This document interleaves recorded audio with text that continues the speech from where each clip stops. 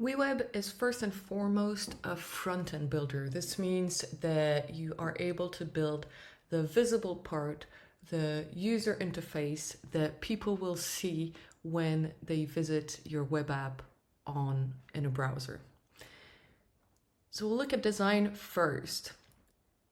Here we have a project, the online course template, and you can see that on the left we have the layout of our home page. So we have our home page here, we have other pages here.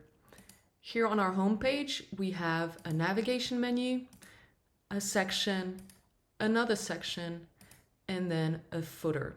So this is the HTML equivalent, the no-code abstraction of HTML.